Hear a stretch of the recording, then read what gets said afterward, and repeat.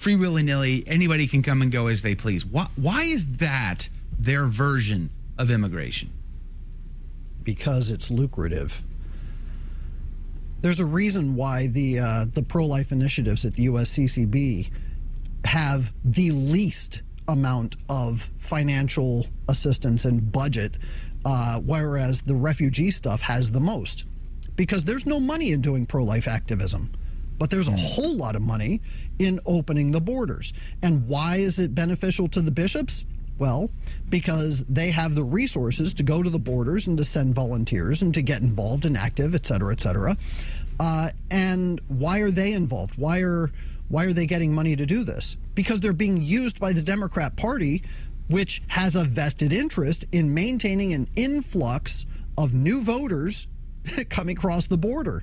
Why is it that the Democrats, at the same time that they're opening the borders, are saying, well, we don't want, ID checks at the voting booth. We don't want people to have an identification card that says that they are actually a citizen of the United States. We don't want any of that. It's a motion machine that goes to the benefit of the Democrats, and the bishops have become a willing participant in this. Yes, Cardinal Blaise Cupich said he acknowledged the government has the responsibility to defend their borders, but strongly affirmed, quote, "We are also committed to defending the rights of all people and protecting their human dignity," close quote. Well, sure. I mean, I don't want them to strip them naked, beat them in public, and then, that would be horrible. But taking people who committed an illegal action and making them responsible for those actions, how is that a violation of their human dignity? Someone steals, you prosecute them. Someone murders, you prosecute them. I mean, that's just common. It's very natural law. Cardinal Joseph Tobin, according to this article over at the ncroonline.com.org article that I'm going to link to just so you can see what the other side is saying. Cardinal Joseph Tobin says, speaking at an interfaith gathering in Newark, New Jersey, the week before the inauguration, say, quote, "We're deeply concerned about the potential impact of mass deportations on children and families within the Catholic tradition and other faith expressions represented here today. We're able to see the humanity in everyone," close quote. I don't know, Cardinal Tobin, what about your deep concern for the parents who would put their kids in these circumstances? They seem to never hold these people accountable. Michael Hichborn, when was the last time you ever heard a bishop on the border or otherwise preach a strong homily against the cartels and the human trafficking? Never. They don't talk about that because they don't. Look, anytime you get involved with the law of immigration, the bishops don't want to talk about the law. They want to talk about dignity and humanity, and they want to talk about all the fluffy emotional side of it. Look at these families, look at these children. Yeah, but what about the bad guys that are coming across the border illegally because you're helping them get across the border? You're putting out all these water bottles and these shoes and the tents and everything else. And by the way, we're finding all kinds of women's underwear being hung up on trees outside of these tents that you set up because women are being raped, children are being trafficked. They're finding all sorts of drug caches all throughout these areas. The bishops are turning a blind eye to the violence and to the gross immorality that's being trafficked across the border because they want to have that happy veneer, that very polished look of, well, it's just about children and women coming here looking for a better opportunity, and they ignore the rest. That's not only disingenuous, it's a lie. Yeah, it's manipulative. Bishop Mark Seitz, El Paso, Texas, says, quote, "We're at risk of losing part of our soul as a nation. So this is a time of great concern." And the article says, translation, "If you're going after the migrants, you have to go through us," close quote. I wish they put this much effort into defending marriage between a man and a woman. I can't remember the last time I heard a homily on that one, for crying out loud. I mean, not from my parish is solid, but from the bishops, It's like, why? Yep. Why? I want to emphasize this before we go to break. So why, again, do they put so much emphasis on this? You're saying it's the money. They've earned how much again in government grants? $129.6 million. 129. That was just in 2023. Oh, I'm sorry. It's just the one good year of 120. Every other year, no money, just that one year, right? They didn't no other money any other year. 2022 was 122 million dollars. So they've gone up. We beg, borrow, and plead to raise the money we need to keep our apostolate on the air, while the bishops take $129 million to continue to be complicit in the illegal trade of human beings across our southern border and now our northern border. That is immoral, isn't it? It's wrong. It's just wrong. Coming up after the break, though, I want to ask an interesting question. Michael Hichborn, if you were president, as the Holy Roman Emperor, I would just make you president, by the way. You wouldn't have to run for election. I would just mandate it. What would you do? How is it even possible to untie this complicated knot? What would proper ordered immigration even look like in our country? How do we provide the charity that Christ mandates to have for our neighbor, while at the same time having order in society? What would that look like? How could the bishops do this right? I want to know what you think about that, Michael Hichborn, on the other side of the break. All that and more. By the way, our streams are suffering today. Producer Jake has been eagerly trying to get them all up and running. We are on Rumble right now, so if you're watching there, welcome and good morning. We'll be right back. More of A Catholic Take is headed your way. Don't go anywhere.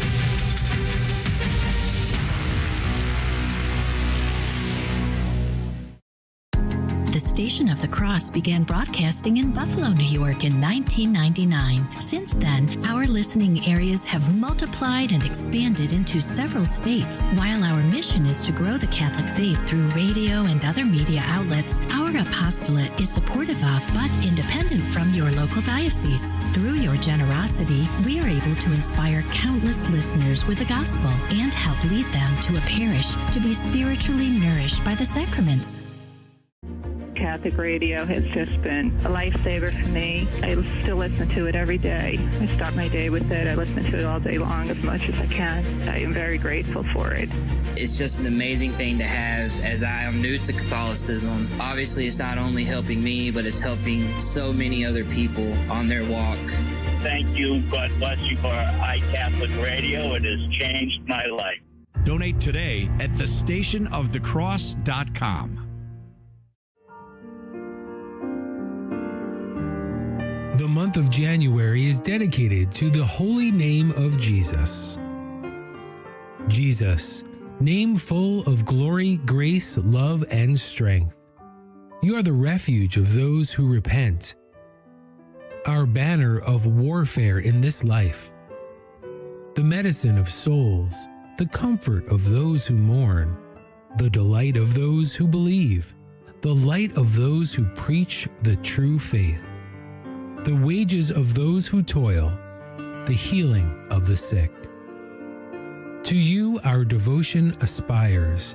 By you our prayers are received. We delight in contemplating you. O name of Jesus, you are the glory of all the saints for eternity. Amen.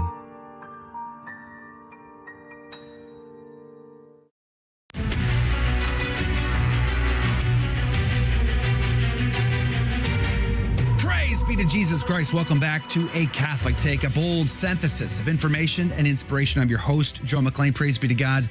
It's good to be on with you. Can I give a shout out to our good friends, sponsors of what we do here at the Station of the Cross, iCatholic Radio, iCatholicMobile.com. They got a new offer, I'm told. They got a new offer, and we are so grateful to have them on the team.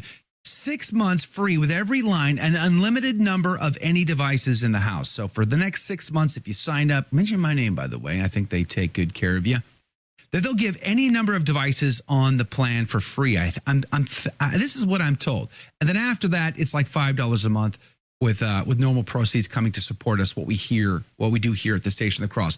So you're going to want to contact them and ask them for clarification what that deal is and all the information. You can do that at iCatholicMobile.com. You can reach out to them. And again, the only Catholic phone company that I know of on planet Earth, praise be to God. Amazing. I'm glad they're on the team. I really appreciate it. My family loves them. You can too. iCatholicMobile.com. We're having a conversation with Michael Hichborn this morning from Lepanto Institute, lepantoin.org. We're going to put a link to it in the show notes about the bishops and their opposition to Donald Trump's immigration policy. Michael, welcome back to the show. I want to spitball a hypothetical with you. I am the Holy Roman Emperor because, praise be to God, why not? I mean, let's make Vienna great again. That's what I say. But nonetheless, now that Schomburg's retired, we have a chance at this. I make you the president of the United States, and now you can do anything you want. Can you even fix? That's the first question. Is it even possible to fix this incredibly complicated knot? Drug cartels operate in every major city in America. They're here. They're the trafficking of narcotics, of humans and other things. It is an everyday occurrence in our country. Catholic bishops seem to turn a blind eye to that because, as we talked about last segment, they're getting paid well for that turning of the cheek. How do you fix all that? What do you do? If you can do anything, what do you do? Oh, there's a lot to do, and it's not as complicated as people seem to think. First and foremost, people talk about, the immigration system's broken. We got to fix it. It's broken. And they posit that as a given, but they never really say what's broken about it or what the solution is. The fact of the matter is we have a set of laws that says that if you would like to come into this country, here is the process for doing that. We'll issue visas, we'll issue green cards, whatever it is that allows you to come into this country. And then if you would like to become a citizen, there's a process for that as well. I don't see what's broken about that. What I do see that's broken is that people are being allowed to come into the country illegally, and in fact, not just allowed, but there are elements within the federal and state governments that are fighting against the laws that already exist, and they're encouraging people to come across dangerous territories to enter the country illegally. So that's one problem, is that you have people undercutting the law, which is allowing things to go smoothly and making sure that people are safe. The other part of this is that, as you point out, you've got drug cartels, you've got all sorts of criminals that are coming into this country, and they're already here. So how do you handle that? I'll point this out. The FBI has been able to track down people who were around the Capitol on January the 6th and to investigate them and go to their homes because they have the ability to do that. But you can't locate the kids that were brought in this country. You can't locate the cartel members that came into this country. Yes, you can. Yes, you can. We have the ability to do that. You can track them down. You can track them down using the available technology that we have, using the available policing techniques that we have. And all you have to do is have the will to send them home or to throw them in prison for the crimes that they've committed. One of the two things. It's not complicated. So I would simply take the established rules and laws that we have, force the government to enforce them, whether it's the state or federal governments, depending upon jurisdiction, enforce the laws that exist, and then crack down using law enforcement means to find those perpetrators, those criminals who've come into this country illegally, and either throw them in prison or send them packing. And then on top of that, when it comes to the families that have come here illegally, there's a way to say, you know what? There's a process for you to come here legally if you want to, but you bypassed that, so you've got to go home. And so you pack them up and you send them home. I don't see the problem here. Interesting was Tom Holman's comment on Fox News yesterday. He said they've begun the process of ICE raids. And unlike in the previous administration, who put ICE on ice, would you like that? But now, if ICE shows up and finds someone who is whom they're targeting, and he said they're going to start by targeting criminals, people who have a criminal record, people who have broken the law. These people are they're going to track down and arrest. However, if they find them in a place with other illegal immigrants who have not broken any other law besides coming across the border illegally, they too will be arrested and they too will be deported. He says that is a game changer. And it makes me think, it makes me wonder, do you think the American people, there was a popular demand for Donald Trump. It seemed like they wanted the mandate of border security and mass migrations. I think it was to the tune of 67%, if I can remember correctly, on a national poll. Republican or Democrat wanted mass migrations. Do you think that popular support will continue as we get into the nitty-gritty of all this? I have a theory that says he's going to start to lose popular opinion when they see how clunky and messy the reality of this really is. What do you think? I think that there's going to be a lot of opportunity for the leftist activists to take cell phone footage and take, of the arrests, because arrests are messy. And that's what they do with the BLM stuff, right? They go in, they take a segmented cell phone footage of an arrest, and they say, look at the brutality, look at the measures they're using, and look at how they're targeting a certain people, and this is terrible, and they'll build a narrative around it. But that was always ever going to be the case. This is actually how we got in the mess to begin with, because the leftist activists that are, CCHD funded, for instance, that are going around and holding these marches, they're building the narrative around police brutality. They'll build the narrative around racism and say, oh, they're targeting these races. Well, of course they are. I mean, when it comes to illegal entry, what are we talking about? You're talking about people coming from a foreign country, which belongs to a different race. So, yes, there is a racial profiling that goes into that by definition, but they'll build a narrative of racism around it, saying, well, you're doing it because you hate these people. And it's always ever going to be the case. So will he lose some popularity? Maybe. But I think that people that recognize that we have a very serious problem are going to see through it and say, you know what, this is part of the process. This is what goes into actually cleaning up the mess that was left for us by several previous democratic regimes. Do you think the next pope, whomever and whenever that might happen, do you think he could force the bishops' conferences, especially the one here in the United States, to stop taking government handouts and disinvolve themselves in government-related programming? Absolutely. In fact, Pope Benedict XVI did just that. The bishops are just ignoring it. Wow.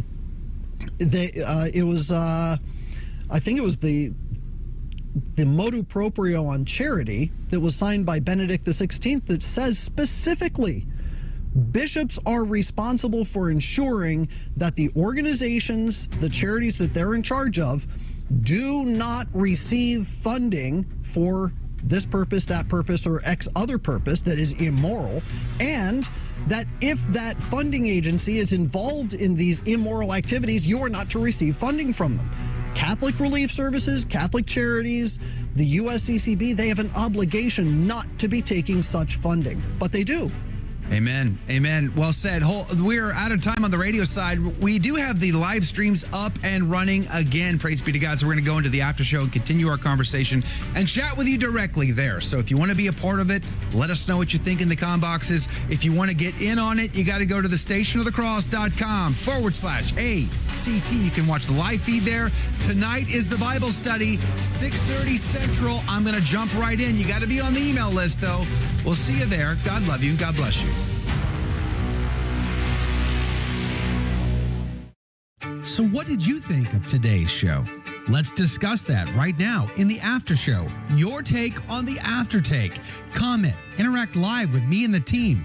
All you need to do is search for one of our live video feeds on Facebook, YouTube, Rumble, Twitter, LinkedIn, and elsewhere.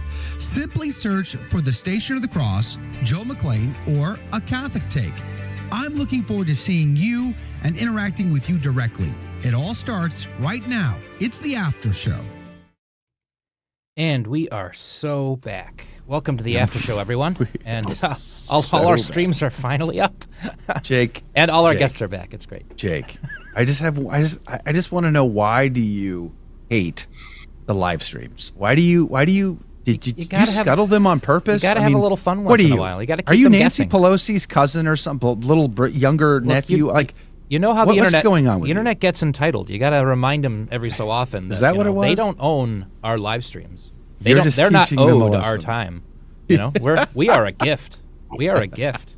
You got to dangle that carrot a little bit sometimes. Poor Jake. The show, you know how many spinning plates there are, and the show starts, and the live streams aren't working, and he's with one hand he's trying to fix it, and the other hand he's trying to produce the show. Well, sometimes sometimes there's only like one stream that's failing. And it's like, okay, this is annoying. I have to deal with this while the other ones are running. And we're getting this going, and then it's just like, oh, come on, really? Like this is just every single one is not working, and you're having to juggle it all. It's I don't know. Fun. Dr. Stine, how do you tolerate this from your production staff? Do you? I mean, like my streams didn't start till halfway through the show. I'm like, I don't know if I should tolerate that. What do you do with your staff, Dr. Stine? Well, I am my production staff, so I have to tolerate it. My wife makes my thumbnails for me, but I once saw people online assuming that I made like gigantic mountains of money or something. I'm like, that's cute. Mountains. That'd be really nice if I made anywhere where people were throwing around out there, but no. Mountains of money. That would be fun. That'd be great. If I had a 1% of whatever the government has given the USCCB, I mean, can you imagine what we could accomplish with just 1% of that budget? Hichborn, it's funny. 1%, $1.3 million a year. Yeah. Could you imagine? What would you do with it? I have so many dreams and aspirations. I would crush it with $1 million a year. It would just be so much, and they waste it. You know what's funny is that when I first started Lepanto Institute, and I was going after Catholic Campaign for Human Development, and I was going after Catholic Relief Services, I did an interview with the National Catholic Reporter, and one of the last questions that they asked me was, how much money I was making as the president of the Lepanto Institute, and I said, just take a look at my 990s, and you'll see. And you'll see, because they were trying to accuse me of getting rich off of attacking the Catholic Church and attacking the bishops. And I said, really? I said, okay, let's compare what I'm making with what the CEO of Catholic Relief Services is making. And go ahead and post both numbers and then make your case. Right. Yeah, post them both. That's fine. Go for it. It's a beg, borrow, and steal. Just try to get by. And meanwhile, the USCCB takes $120+ million per year in government handouts, and then does what exactly? How is our world better as a result to all of that money being passed out? I mean, did they transform society through massive conversions? Nope. Go ahead. That's also $120 million directly from Uncle Sam, not indirectly from Uncle Sam through secular, often communistic NGOs. You can ratchet that number up a lot higher. And then on top of that are the second collections. Do people still give to like the Catholic Relief Services collections and Catholic Charities collection? In fact, people are still giving to the Rice Bowl campaign every winter also. Which, by the way, when you look at the Rice Bowl collections in CRS's annual reports, they usually pull in between $6, $7, $8 million with the Rice Bowl campaign, which about 2/3 of which covers the salary and benefits of the top 8 paid employees. So the Rice Bowl campaign is basically covering the salaries of 8 people. That's ridiculous. Which is pretty disgusting. Yeah, it's awful. But the irony here is that when you're talking about the money given to the CCHD to Catholic Relief Services and the federal government through or to the USCCB, they ask for money and they're taking these collections, and you can honestly say, I already gave because you're getting paid with my taxes. Mm-hmm.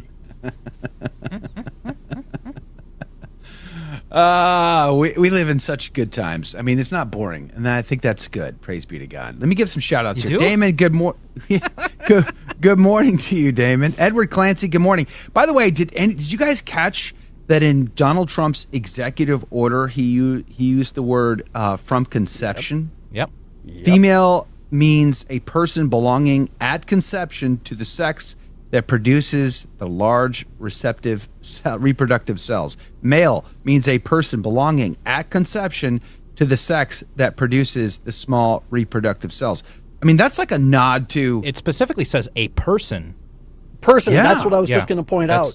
But here's the thing. Remember, this is Donald Trump. So anything positive like that is an accident or actually like a setup for something bad. And anything bad that happens, like the AI support and all that, that's evil, and that's a sign that he's the Antichrist. Remember that. That's how to approach. I'm going to write that down. I had people messaging me because at the inauguration, Eric Trump was very bored looking, standing, watching, and he put his hands in front of himself. And people are like, that's a Freemason hand sign he's making. I'm like, guys, Freemasons will make hand signs for you to see. Freemasons are handshakes. Get your conspiracy theories right, please. Yeah. It's other groups do hand signs, but they don't have hand signs. Yeah. They don't. Okay, Freemasons anyway. They weren't as part of New York high society, which would have included the Freemasons. They were famously made fun of by everybody. I got in trouble when I was a Freemason, and in fact, after I did my 3rd degree in the Blue Lodge, I remember this. This was 1995 or 6. I did not know you were a former Freemason. I was 3rd degree Master Mason. I repented and when I became Catholic, and threw away all of my accoutrement, including my apron, all of that. So you do get taught some hand signals. There is this one. In fact, this is the one I got in trouble for. You can't see me because I'm in there you go. There's this. In fact, I did my 3rd degree. Does that walk like an Egyptian? I've seen like kids on TikTok and those kind of videos doing that. That looks like suspiciously like dabbing, and people are like. So we were supposed to we were gonna take like a group photo with me and like the worshipful master, and then my dad was there, and I'm like, hey, let's do this, and they're like, you can't do that. What are you doing? You just swore an oath. What's wrong with you? I'm like, crud, I've been a 3rd degree for 30 seconds, and already they're trying to evoke the oath to have me killed. It's like, that was fast. That didn't take long. So there's that one. There's a I forget exactly how it goes, but there is like an emergency signal where you are evoking the widow's son, and it's like this motion, and and so that one. Here's the thing. If I see somebody do that, I just think they're Italian. Right. That's great. There is a legend that says Santa Anna, you evoked this emergency widow's son at the Battle of San Jacinto in order to have his life spared because he was incognito. He had gotten rid of his uniforms to pretend to be a regular soldier, and he was outed. And he used this in order to signal to say, "Hey, don't kill me." Yeah. And Sam Houston, who was also a Freemason, let him go, or leveraged him to negotiate for the freedom of Texas. So it's very interesting. So there are some hand signals the Freemasons do teach. As far as the handshake goes, this is another one that I see a lot of people who aren't familiar with the Freemasons all that much to misconstrue. So when a Freemason shakes hands, one of the things you got to think about is the index finger. It goes right between those knuckles. But there is your hand is almost in like a claw. It's a very awkward thing. I've not done it in years, obviously, since I left the church left the church. I came into the church in 90. I became Catholic in 99. And so anyway, you're looking for that. You're looking for that pointer finger in between those first two knuckles, and it's like a claw-like shape. It's a weird thing. So there's a few handshakes out there. The hand signal everybody said he was doing was this, except it was he was standing there, so it was at his belt. That's not Freemason. That's not Freemasonry, and he was standing there looking very bored, just casually leaning back doing that. And people are like, now the same people who said that were also some of the same people who literally believe there are lizard people who live at the center of the earth, reptiloids who run the world behind the scenes. If you believe that, seek help. I've seen the documentary film Journey to the Center of the Earth. You've seen with that? James Mason, yeah, and Pat Boone. I've seen the clearly AI generated pictures allegedly from the next Jurassic World movie that have reptile people in it. That means it's real. That means it's real. Hey, Angie, the slee stacks. Angie points out, in addition to throwing out the items, do people leaving the lodge need priestly deliverance prayers? Yes, I would agree. You should go to a priest and make a good and valid confession. And you should ask the priest to pray over you. And I know Father Ripperger has prayers in his Deliverance Prayers book that you can pray. I've prayed those. I purchased that book myself. I prayed those, especially the generational prayers that are involved with Freemasonry. I prayed those prayers. So, yeah, you should do that. You should make use as much as possible of all of the sacraments and sacramentals of Holy Mother Church, especially in light of all of our past sins. So I definitely would recommend that. By the way, good morning to you, Damon. And Edward Clancy, good morning to you, my friend. How you feeling, Edward? I want to catch up with you, brother. I need to see how you're doing. Pray for Edward. He was in the hospital last week as well. I think his case was a wee bit more serious than mine, so keep him in your prayers. James 16897, good morning to you. Paul, our friend from Buffalo, good morning to you. Praise be to Jesus. Janice and Jane, good morning to you. Thanks for hanging out with us today. I see Yvonne is there. By the way, tonight's the Bible study. I pulled Yvonne's name, I guess, 2 weeks ago now for a Bible giveaway, and I've yet to mail it because I went to the hospital in between, so I'm going to work on that. Going to get that. Mary Roach, good morning, my friend. You are amazing. You and your husband, Robert, are amazing. I owe you guys a phone call. Robert the Bruce, good morning to you. I posted a picture. It's 20 degrees in Houston, Texas today. We're basically burning furniture to stay alive at this point. It's so desperate. It's so cold. I mean, hell has frozen over. What's the temperature in Oklahoma, Dr. Stein? Not that much, not that different than what yours is. We're at 24 degrees. 24 degrees. A couple nights ago, the heater in the house just turned off automatically because we forgot to change the timer on it. And I woke up shaking. That's how cold it was in the house. Man. I did want to clarify one thing. I'm not the hugest Trump guy ever. You're never going to see me in a little red hat or anything. But if you want to go after criticize him for things, he gives you plenty to work with that you don't need to go to the fringes of lizard people Maitreya stuff to do that. You don't need to go there for that. You just he gives you plenty to work with. That's the thing. It's like several people were mentioning the AI stuff that was being announced yesterday. There's plenty about the AI stuff. There's Ellison, the guy Ellison that he had for that is the worst spokesman for that imaginable. Yeah, I know somebody who works in the broader industry for AI. And I was asking him about this, and he said AI for what everybody's worried about. And this is a very hardline Catholic I asked about this. Mm-hmm. He said for everything you are worried about as a Catholic, the technology is very far away for that stuff. Yep. You are maybe stop watching, Terminator movies and all that stuff unless you can separate fact from fiction. Is the way he described it. Yeah. This beast system you're worried about, that's a ways away. Yep. From a ways away. And Ellison is the last guy who should be speaking about anything. Because he apparently doesn't know how to read the room because he got up there and was like, oh, we can make mRNA vaccine. Like, great. Thanks, guys. Thanks. Yeah. Wow. You're the best. The one thing nobody wants more of. No one's asking for more of that. Yeah, and exactly. You're like, hey, guys, look at this expensive technology. Yep. Instead of saying, hey, we can use this for more secure computing, more secure financial transactions. All those scammers who try to get you, we can use this to combat them. All these other things, like I made that up off the top of my head of things that I could use AI for. Mm-hmm. And he chose to go with mRNA vaccine. I know. As a it's like, come on. Like, don't you know who you're talking to? But that's the point. Is there's so many things there's so many things to legitimately criticize and legitimately hold these people's feet to the fire for without going into, see, that's a sign that he's the man of perdition. Like really? The man of perdition is going to be Jewish. The church fathers all said it. Mm-hmm. Exactly. You can quibble on that.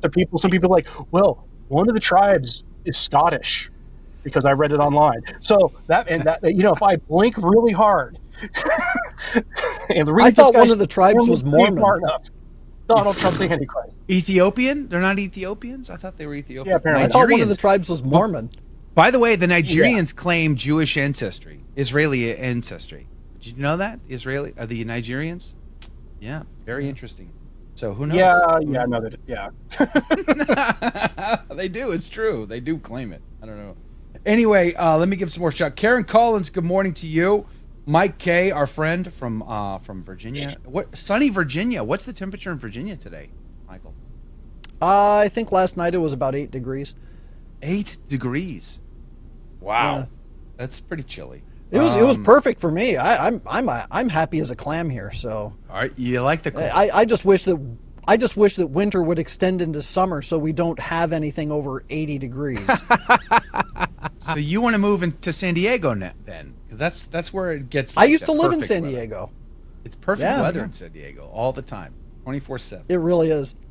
And now that what's his name is not there, it may actually be a pleasant place to live. Who knows? I don't know. Yes. It's definitely an improvement for them. They could literally choose any bishop they want, and it would be an immediate improvement over McElroy. Like, it's yes, good days. I think a moldy piece of cheese would be an improvement. Exactly. So, I mean, hats off to the San Diegans Catholics, because they're about to get a big upgrade there. It's debatable whether or not my diocese got an upgrade. We just got a new bishop. Cardinal Donardo is retired. We got the guy out of Austin. You got the bishop who was running Tyler, Texas, as the virtual who went bishop. above and beyond to ask the Home Office, hey, what should I do with the TLM at the cathedral? What do you think they're going to say, bro? Did they need... That's called plausible deniability. That's plausible deniability. Don't blame me, blame Rome. Did you need to ask the question? Was anybody asking this question? No. How many TLMs do you have that could be read in the most uncharitable way possible as violating Traditionis Custodes? Yeah. Well, you know, there's another issue with this bishop. There's another issue with this bishop that's being rumored right now. I've got good friends that live in the Tyler Diocese that are talking about this. I can't confirm or deny this rumor, so I won't name any names. But it is said that... What's that?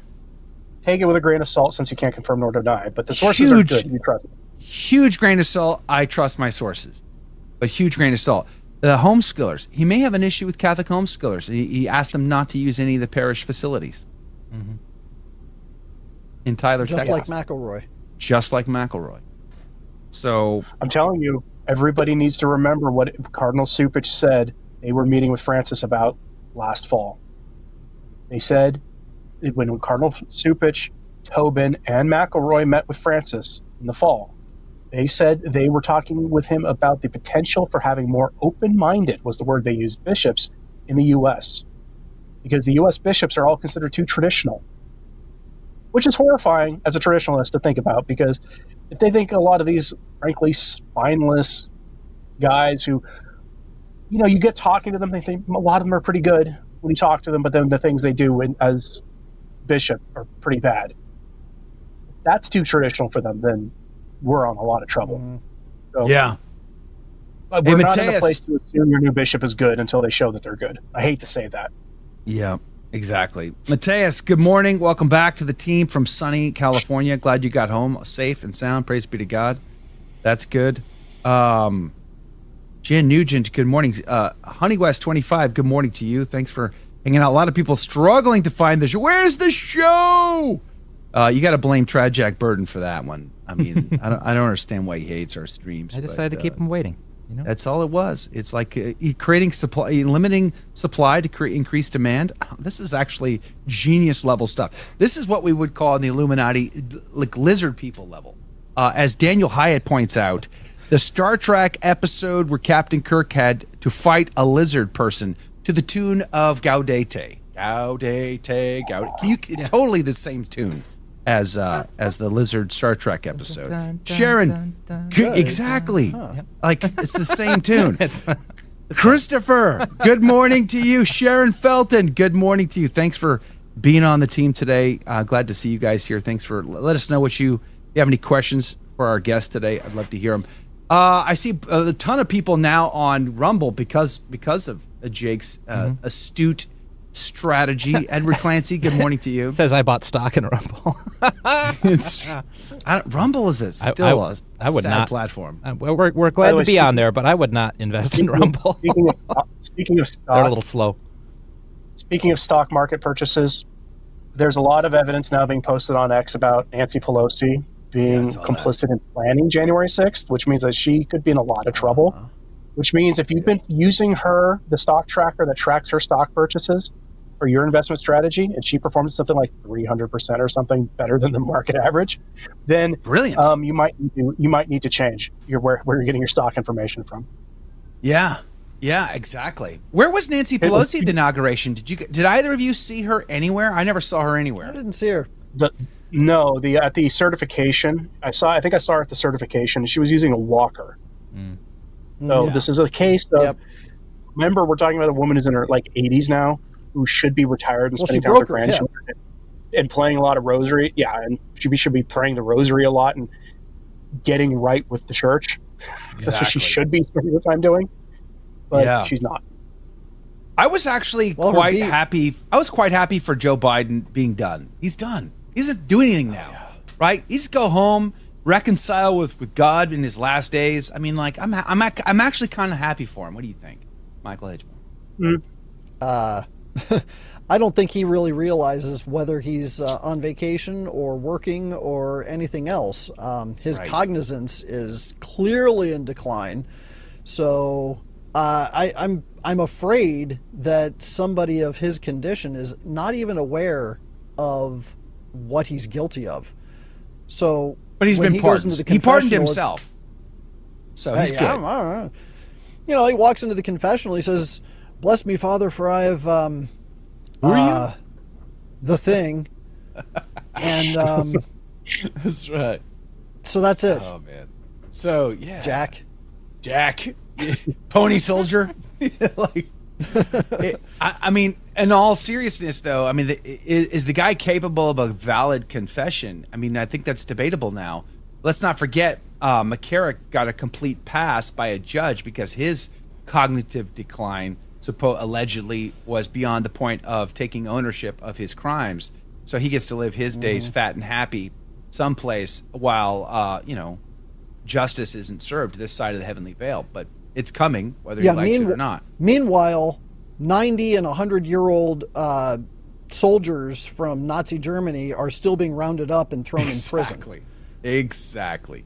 Hey, Alan Smith, good morning to you. Thanks for doing your part in making America great again. You lead and Canada will follow. So Alan, are you on the Canada as 51st state team? I'm just asking for a friend.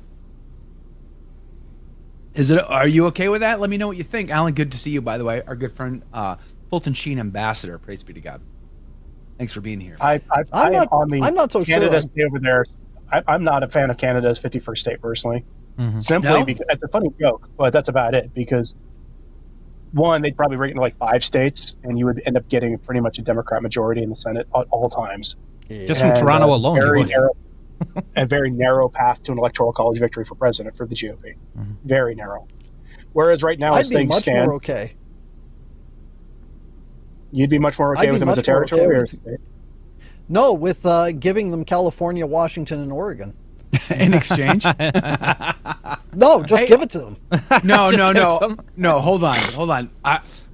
Eastern Oregon is good. Can we give them the people? I'd rather give them the people and keep the territory. Yeah, just deport them. There's plenty of Oregonians and Californians and Washingtonians who don't like the way things are there, moderates and conservatives. But if you want to give them, the people who think that the Democrats are too conservative, who believe that there's such a thing as a right-wing corporate media that controls the media. Hey, did you hear that India has signaled that they will repatriate all illegal immigrants in the United States that came from India because they don't want a trade war. It's 18,000 people. I wonder if other countries will follow suit. It'll be interesting to see what happens there. By the way, Alan says no. Alan wants to keep the oil and gas and the resources in Canada. He doesn't want to share with us. Alan, don't you know? You're a Catholic. You're supposed to let us come and take whatever we want anytime we want. That's the Catholic way. Just ask the USCCB; they'll tell you. In fact, the USCCB is supposed to take money from their government in order for us to do that. It's a 2-for-1 special. It's a twofer. That's right. It's a twofer. Hey, Bantian TV. Good morning to you. It says, not my fault. Californians are nuts.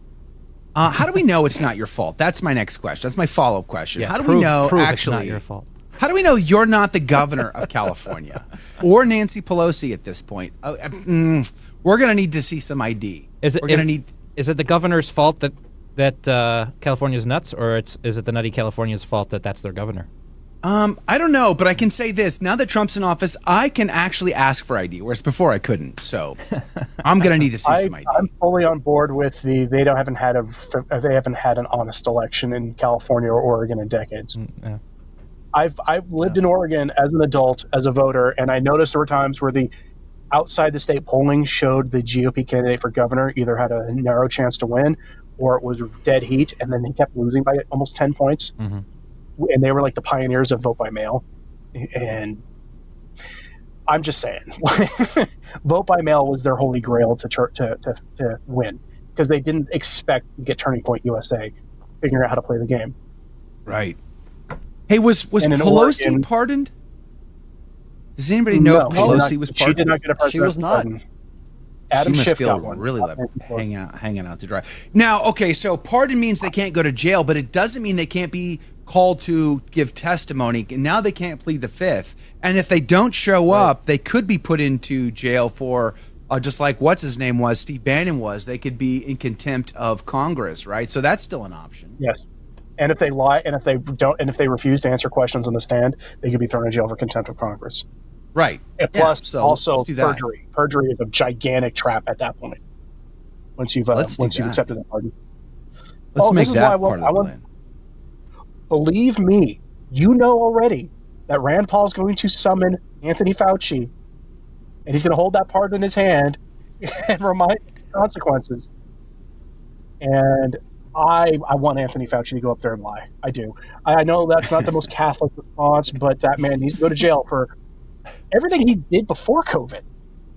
Yes. He was the guy in charge of the federal government's response to HIV, pushing a poison on people to try to save lives. Yep. Amen. People don't realize this, but back in the 80s, he tried to convince people that masking up was a way to prevent HIV. I know. Yes. Well, at first he didn't. At first he didn't, and then he did, and then he didn't, and then he did. I mean, like, it depends on the week. There are a lot of people who died in the 80s because of the drugs that he recommended. Mm-hmm. There are a lot of people that died during the pandemic because of the drugs that he was recommending. Exactly. My father and my father-in-law being two of them. Oh man, yeah. That is. I don't know. I just think he's gonna have to go. He's gonna have to die and stand before the judgment seat of Christ before you're gonna see true justice. I just don't see it this side of the heavenly veil. I just don't. Yeah. By the way, Sci-Fi, good morning to you. Honey West is here. Good morning to you. Edward Clancy on the Rumbles. Jake, remind me, how do I say this? Is it Guagensa or Guagens? I'm not sure. He hasn't spelled it out phonetically for us. He did it yesterday, and I forgot. Oh, I didn't see it. I'm sorry, but I'm glad you're here. Yes. Aproc Gabriel, good morning. Lynn Pine, Janice, good morning to you. Thanks for hanging out with us on the Rumbles. Low Key is on the board at $2. Praise be to God. Thank you for your time today. DDLS is Deborah. Deborah, good morning. Thanks for being on today on the Rumbles. If you're new on Rumble, welcome. Glad you're here. Kilroy Jones, Teresa Sis, Amanda, good morning to you. What about the pardon for those praying outside the clinics? Will pro-lifers be pardoned? We've seen one FACE Act violator, Bevelyn Williams, I think her name was. There was talk about her getting a pardon. It's been disputed that she's gotten it. Yeah, I was going to ask that question. Her husband apparently was like eager to go to the jail and pick her up, but I guess it's not a definite. So what do you think? I think you're going to see FACE Act violators get pardoned too. The one thing with all these pardons and executive actions is these problems need to be fixed by congressional acts. Otherwise, 4 years from now, or 8 years from now, or 12 years from now, you're going to get a Democrat in there who's going to just do all this nonsense over again. Unless it's one of the rare moderate Bill Clinton type Democrats who decides that they just want to, enjoy what the office gives them instead of locking up their enemies. And so the FACE Act needs to be repealed. Most of these things that Trump's trying to make with executive orders needs to be fixed legislatively, because it's much harder to undo it then. What did you make of Donald Trump in his inaugural address, not mentioning anything pro-life or pro-marriage? Michael Hichborn, what do you think about that? I mean, he's said a lot about those things in the past. It doesn't really seem like a message to me. I think he's just kind of staying on point with his with his campaign promises and the things that he said that he was going to do. I mean, with regard to the pro-life stuff, he said during his first term, that he was out to overturn Roe versus Wade, and they did that. So now he's moving on, and it's not a focus for him. With regard to same-sex marriage, he's never really said anything one way or another on it before. I don't know that he has that even on his radar. I think that if part of the problem is he does have same-sex marriages going on at Mar-a-Lago, so exactly that's an issue. I don't know if Congress would do anything and maybe repeal or put the Defense of Marriage Act back into place, which was repealed by the Supreme Court. I don't know that Congress can even do anything at this point. So I don't think even I'm not even convinced the Supreme Court would overturn Obergefell. No, they wouldn't. Right. They should. They won't. Because Roberts. Roberts is a turncoat, so. Roberts is also incompetent. And I say this, watching him swear in Trump, people are like, oh, Trump didn't put his hands on the Bible on purpose. Like, if you watched it carefully, his kids didn't even get a chance to stand up and join their father when he took the oath of office. Yeah, he just rushed This right isn't the first time he's done this either. He did this to Obama, too. Yep. Yeah. I would be happy to see Roberts have a meeting with Trump and then 2 days later announce that he's retiring and then make almost anybody else from the conservative side of the court other than Amy Coney Barrett as the Chief Justice, then get somebody better in, because it would be almost anybody that he would choose would be better than Roberts. It was Bush that put Roberts in this on the stand, right? It was Bush that did that. Yeah, it was Bush. Turned out to be the stalwart conservative, He replaced Rehnquist. Yeah. A Lights 10, good morning to you. Blaine, good morning to you. We had somebody, I saw it a second ago. I think was it a Michael? Michael from sunny Italy. Good morning and welcome. Thanks for hanging out. I guess in your case it would be good afternoon, but we're glad you're here. Martin, good morning to you. Damien Keller, good morning, says it'll be interesting to see the release of the JFK, RFK, and MLK assassination files. I'm not holding my breath. He tried to talk about this in his last administration. It's one thing to say, hey, we're going to release them. It's quite another to actually get the release. And when you do get the release, everything is redacted. So I don't know. Do either one of you think it's going to happen? There's a couple things. I'm of two minds on this.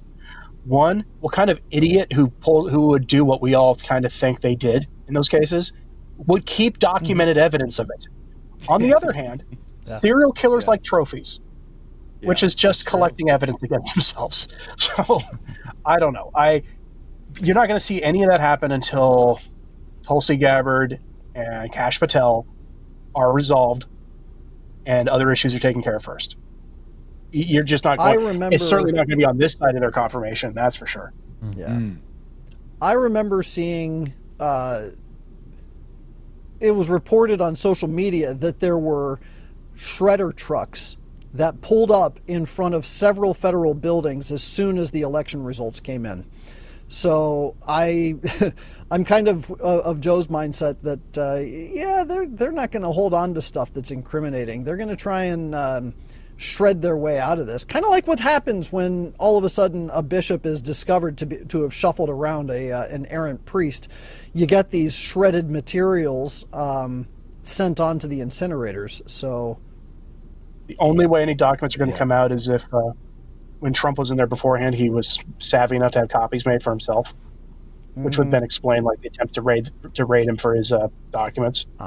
Or if Kash Patel, who worked in the security side of things, has copies somehow of these things.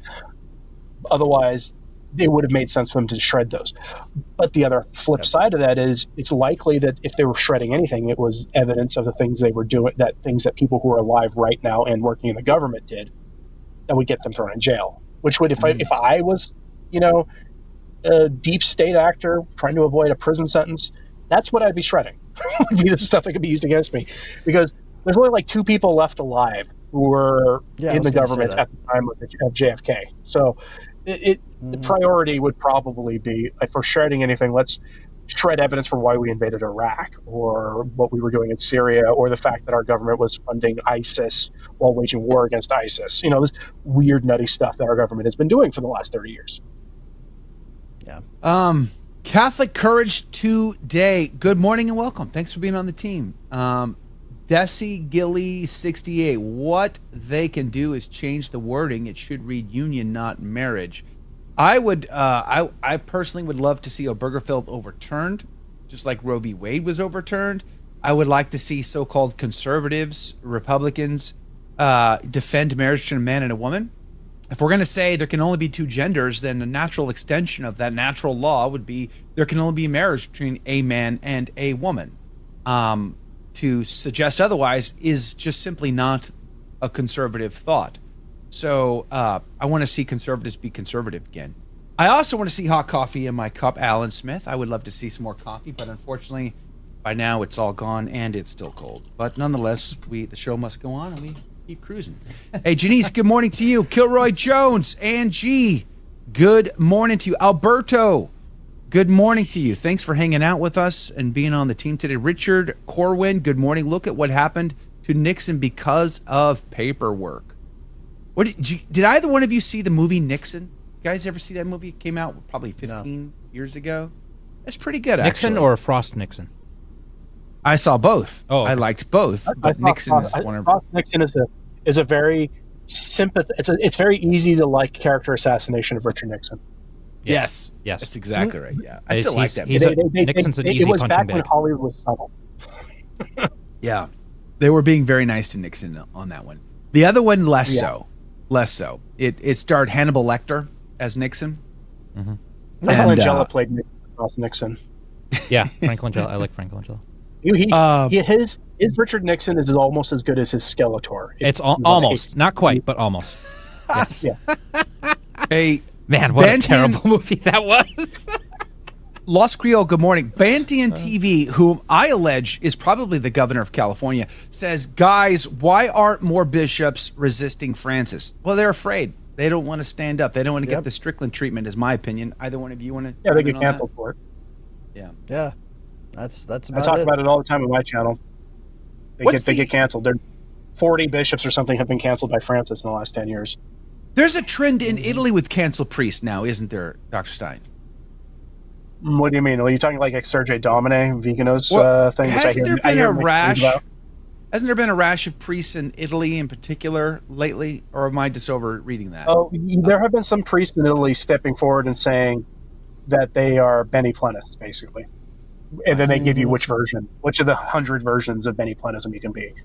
Yeah. You know, the Benedict's resignation wasn't valid, or it was valid, but Francis was a known heretic before he became pope, so he can't be pope, or whatever other versions there are. But there are they whatever you may think of their opinion on it, it takes some guts when Francis is not only recognized as pope, but he's also the primate of the West and the head of the bishops of Italy, to stand up and say, the person, I can be directly fired by this guy that I'm about to publicly reject, like without any effort. And so these guys give these speeches, and then like two days later are fired. Yeah. Yep. Cast into the outer darkness. Gregory said, my brother and sister-in-law used to be neighbors with Nixon in New Jersey. They said he was a really nice guy. I bet he was a pretty nice guy. He was a gentleman. Yeah. There are a lot of crooked people that are nice people. He's not a crook. He said so. Nixon. I am not a crook. Nixon just got kind of framed in front of the American public for something that every U.S. politician has done and has been involved in. I'm not even convinced that he actually was the one who sent those guys in. Exactly. I mean, look, the Kennedy machine stole the election from Nixon in the 60s. Oh, yeah. So, it's really just what's the game that's always been played, and they decided Nixon was the one who's going to be the fall guy at that point in time, But you know what? I mean, there are plenty of other things to criticize Nixon for. He wasn't USAID being one of them. Mm-hmm. USAID was established as a population control program. It's a weapon to be used against third world countries. And Nixon was he was the major moving force behind that. So whether he was guilty of the other stuff or not, there's plenty of other issues to go after him for. Yeah. Yeah. By the way, Desi Gilly 68, I hope I'm saying that right. You didn't answer the Mason level question 33 is the highest level, right? Oh. Anyway, moving on. I'm teasing. I didn't see the question to begin with. I was just playing coy. I didn't see it to begin with, so I'm glad you asked. I'd recommend this book right here if you're looking for great information on the Catholic church's position and what Freemasons have been up to over the centuries. This is a fantastic book, The War of the Antichrist with the Church and Christian Civilization. Tan Books, tanbooks.com publishes it. It was edited by Joshua Charles. I did a great interview with him. It's on my YouTube channel. You should check it out. Fantastic book, very descriptive. And, you know, when it comes to the 33rd degree, here's what I'll say about that. There's a lot of just internet chatter about it that people toss about, and there's a lot of times the Catholics will talk about Masons with not a lot of real information about Masonry, and they just sort of assume things a part of the conversation. And here's the risk of that: when you do that, and if you're trying to evangelize a Mason, for instance, let's say you have an uncle, a cousin, or a neighbor, a coworker who's in the Masons, and you're trying to evangelize them, and you should, by the way. And you start throwing that conspiracy theory stuff out there, they're just going to look at you like you have 18 heads and not listen to anything else you have to say. And they're going to tune out because it's going to be clear that you don't know what you're talking about. So I would just urge caution when really diving into things like the 33rd degree, for instance. That's why I'd recommend this book. It's great information, highly factual. But when it comes to 33rd degree, there's a mystery behind the 33rd degree. If you talk to most Freemasons, they'll haven't the slightest clue about the 33rd degree. They've never even heard of it, and they don't know anything about it. Now, the 32nd degree is it's not like you start at degree 1 like I did, and then you go through 33 degrees. That's not really how it works. There's 3 degrees in the Blue Lodge. And once you get to the master level degree, which is the 3rd degree in the Blue Lodge, then if you want to continue on, you can do things like the Yorkshire Rite, the Scottish Rite. You can go and you can get the nice fancy hats and drive the little cars, the fez, you know, for the hospitals. You can do. There's all kinds of different branches that are related, you know, sort of tangentially related to the Freemasons and the Blue Lodge, and then you can get to the 33rd degree. But you went from 3rd degree Master Mason to 33rd. There was no in between, you know. So, like, keep that in mind. And as far as the 33rd degree, it's speculative at best on what is and what is not involved. But I would say this would be the good book to go to really get more solid information about the more nefarious elements of Freemasonry, especially in Europe. Less so in America, but especially in Europe. And Mexico is a bad one too, where you have the Illuminati and those types of fringe groups who are happy to use and abuse their cousins in the Freemasonry in order to attack Holy Mother Church and create prepare for the world of the Antichrist. This would be the book I would recommend for that cause. Yeah, enough about all the Masonic rites. Let's discuss the Masonic wrongs. Yeah, the Shriners. Thank you. We need a collection of papal writings on Freemasonry for that one. Yes. Yeah. Yes, there are some good ones. Yeah. Absolutely. Yeah. Well, my understanding of the stuff regarding the various degrees is that after the 3rd degree, all of the other stuff they're bought degrees. If you have the money, then you can buy your next degree and you just keep paying in. And they're honorary to a certain extent, but there's also this idea that, okay, you've got this inner club that comes with the 33rd degree, and that it may be true. I do know that Adam Weishaupt was putting together the inner degrees of Freemasonry when he created the Illuminati, and so he was recruiting from those higher degrees because they were obviously people of influence and people of means. So that was the impetus behind it. But it had nothing to do with, well, you've earned this certain special post that now you're the chosen one. Right. No, it's not really what it is. It's just, it's being able to buy and use influence is what it's all about. Mm-hmm. Yeah, and that's basically what this book talks about. Yeah, it's also worth noting that historically the church objected to the Freemasons for a lot of reasons, but one of them was that they were driving force for secularism. That's what they seemed to, because they were trying to destroy the church, and they do that by killing belief. Well, they were so successful that they have a hard time recruiting now. That's the problem. Right. Like, for them, is that they've reduced themselves to like a dad's club for the most part. Of course, I'm not going to deny that there are Masons out there still doing Mason things, but they've been a little too successful for themselves, and it's hurting their own ability to recruit. And that is such a sad thing to see when people reap the rewards of their own or the consequences of their own actions. And in this case, maybe their organization will become just kind of a joke, like kind of a Lions Club, and even Lions Clubs like Freemason adjacent anyway.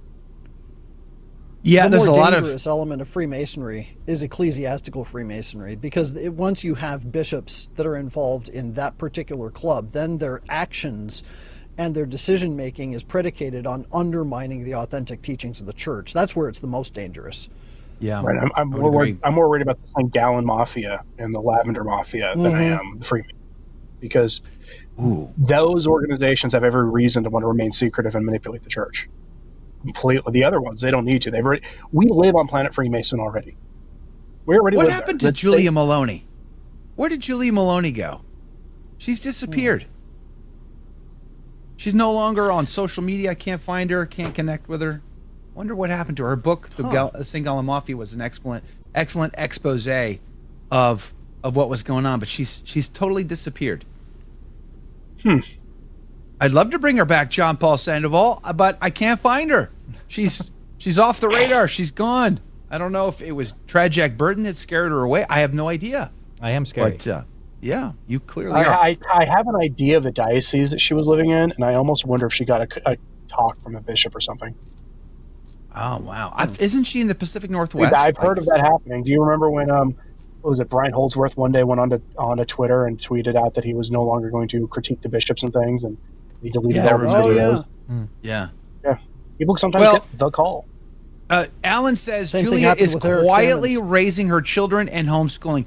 That was kind of my suspicion. Like, maybe she's tired of the drama and just said, you know what, I'm going to be a mom and a wife, and we're just going to be done with it. And, she did her part. Praise be to God. I've enjoyed a few conversations with Julie over the years, so I only want the best for her, but I was just curious if either one of you knew. K. Jabbar says Tucker Carlson has said Trump told him that the former CIA Director Secretary of State Mike Pompeo, whom I've interviewed, by the way, said it was in the interest of national security to keep the remaining JFK assassination files classified. I have a very interesting opinion of Mike Pompeo personally, but I want to know what either of you think of Mike Pompeo. Let's start with Michael Hichborn. I don't really have an opinion on him. You don't? I'm surprised. Pompeo's not back in the administration. That's all you need to know. Yep. He's what? Not in the orbit of the administration. So, and the sad thing is, if Pompeo said that, it implies that the government still has those documents, which strikes me as a really stupid thing to be doing.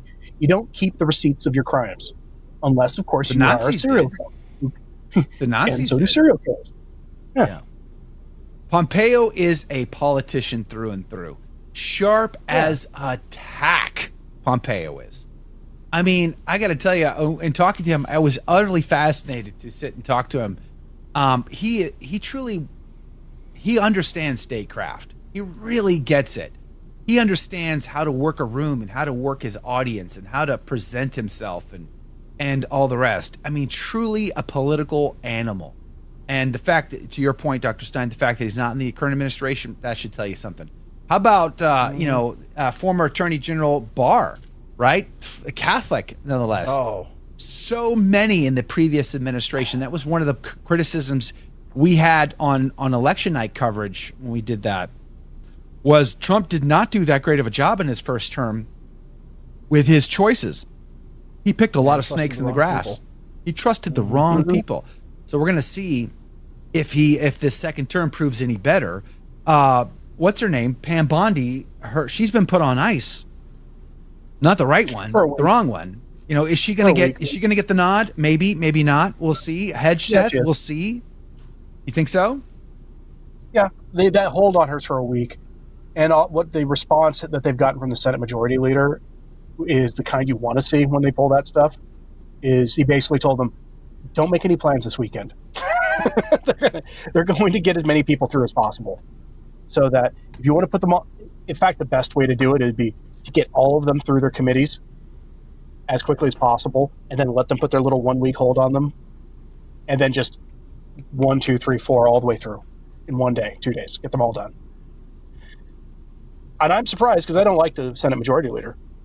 He's one of those guys I want to see, that I've wanted to see primaried, but it seems so far that he's playing ball, and I think he knows that it's a bad idea to not play ball.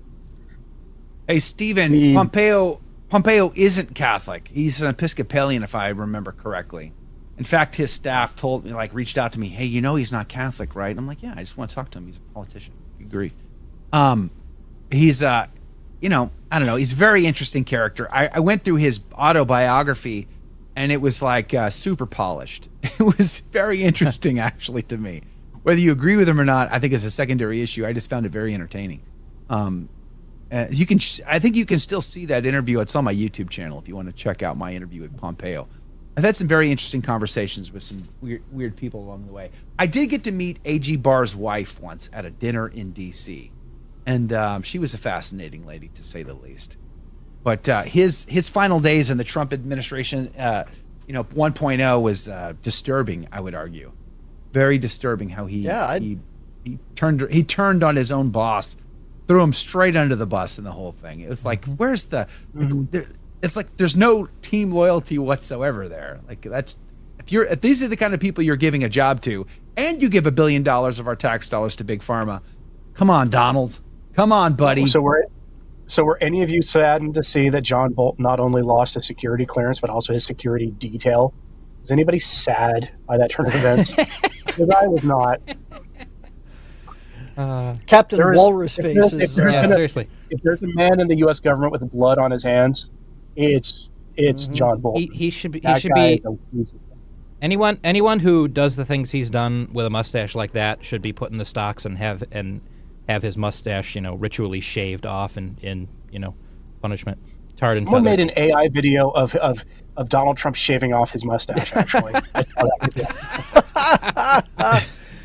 has the mustache tarred and feathered. Mustache tarred and feathered. Yeah. Hey, what did you guys think of? I loved the little Protestant fella who was preaching a house on fire at the inauguration. Because not that I agree with him, but that at least he had the courage to go with his conviction and go get after it. I knew you would love that. He was like, "This is my chance. I'm going for it." And he and then you get Cardinal Dolan, as vague and ambiguous as humanly possible. Like, don't worry, I won't be Catholic in front of you. It's okay. Man, this is Dolan. This is your chance. And then the Brooklyn priest who has befriended Trump. I mean, I think it's a cool story, but make the sign of the cross, for crying out loud. Go for it. What do you guys think of that? I think that, unfortunately, Catholic prelates and clergymen are afraid to be Catholic in public. Even when they're wearing their clericals, they're afraid to be Catholic in public. But that evangelical guy was a hoot. He was. He was fun. The fire and brimstone and they're not afraid to call upon the name of Jesus. I think that it's a disgrace that our Catholic priests, our Catholic bishops, and our cardinals, they don't use the effable name of our Lord, and it's as much a disgrace as it is discouraging, because the fact of the matter is that. Go ahead. I was going to say, can you imagine Fulton Sheen being at that event and giving the invocation and acting like Dolan or Father Mann? Can you even imagine that? I can't. And you can critique Fulton Sheen for a lot of things and his involvement in the post-conciliar order of things. That's fine. But he would have, at the worst of it, 1975, right? A lot of people will cite that being the period maybe when he started kind of backtracking a little bit. He would have gone up there and sounded a lot more like Franklin Graham than he would have Cardinal Dolan. And that's really sad that Cardinal Dolan sounded like he was being a generically, vaguely Christian kind of preacher instead of a Catholic bishop. I would have loved to have I would have given Cardinal Dolan mad props, as the kids say today. I would have given him, mad props. He would have been Uber Chad in my book if he would have shown up, not only in his cassock, but maybe his mitre, his crozier, the full weight and grandeur of his office. And he prayed in the name of the Father, the Son, and the Holy Ghost.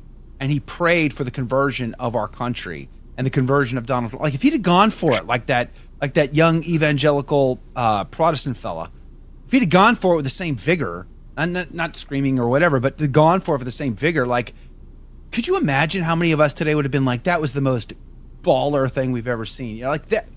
No matter what Dolan has done in his past, we would have given him so many props for that, because it would have been the right and appropriate, incredible thing to do. And that's something I've talked about often. I've said this to Bishop Strickland on a number of times. Like, this is what we want from our bishops. Like, you might have had mistakes in the past, crimes in the past, or I'm not talking to him specifically, but just in general, like, you know, your chance to get off the fence and be zealous in the full weight and grandeur of your office. It's like, you still have that chance today. You can still do that today. You got breath in your lungs. You can still do this today, but they don't. They never do. Like, he shows up in his clericals, and it's like, what the heck? This is so underwhelming. Do you want a bit of a curveball with Cardinal Dolan? Sure. He turns 75 on February 6th. Praise be to God. I don't know. It can get worse than Cardinal Dolan. For those who may not remember, they're all turning 75, though, Dr. Stein. So a bishop turns 75. When a bishop turns 75, they submit their resignation to the Holy Father, and then he. I know, but who's out there? McElroy's going to D.C. That's a swap. That's an even-keeled swap with Gregory, in my opinion. There's a rumor that the bishop who's in there's an archbishop or a bishop, I'm saying Cleveland or something, one of the really nasty ones, who's expected to get a promotion to like Chicago or in Cleveland, maybe New York. You know what would be scary is the guy from Kentucky, Covington. Oh, that's one of them. Stowe's one of the ones whose name comes up. Stowe is a member of the Association of U.S. Catholic Priests. That's right. Which isn't a good thing, is it? Imagine Stowe in New York. Oof. Or in Chicago. Think about it. No, thanks. Now, if he does get the nod, I hope for the people in Covington he takes that transgender hermit with him. That'd be great. Praise be to God. It would be in the best interest of that hermit to go with him, simply because you have no idea what's going to happen with the next bishop. Yeah. Mary, good morning to you. Says, will we suddenly get a bunch of Chinese Patriotic Church bishops? I think they consecrated one just recently, if I'm not mistaken. I thought I saw that in the headlines this morning, as a matter of fact. Light says, I saw that they filed Daniel DiNardo's position. Phil Daniel, yes, they did. We talked about that lightly earlier. The Vasquez from Austin, but honestly, I'm in Houston. That's my diocese, Galveston, Houston. We've kind of known it was going to be the Austin guy now for the better part of a year and a half at least. We've been talking about getting Vasquez down here, so we were pretty sure that was the way it was going to go. We didn't know for sure, but now we do. It's been confirmed, and for the most part, it's more of the same, in my opinion. The question is, but here's where it can be dangerous, or where things could go south, as opposed to where we are at now. Love or hate Daniel DiNardo. I've known him for a very long time. I've had personal interactions with him in my professional capacity in the past. And love or hate him, 40 Days for Life exists in this diocese because he wanted it to. His staff did not want it. Fought him tooth and nail over it. It exists because... Why doesn't he fire these people? Therein lies the question. I'll give you another example. Why are you fighting with your bishop if you're his employee? That makes literally zero sense. You fire them. But okay, I'm gonna clue you in a little bit of Daniel DiNardo theology philosophy. So when he first came down, Fiorenzo was retired, and he was at first named the administrator, coadjutor, or whatever the title was. I forget now. This is before he was named a cardinal. He was an archbishop, but he was just like the co-heir of the archdiocese. He was at a private dinner at a mansion in town for an organization that I worked for at the time, and we recorded his private speech, and we actually put it up as an MP3 that you could listen to off of the website at the time. It's no longer there; it's been taken down.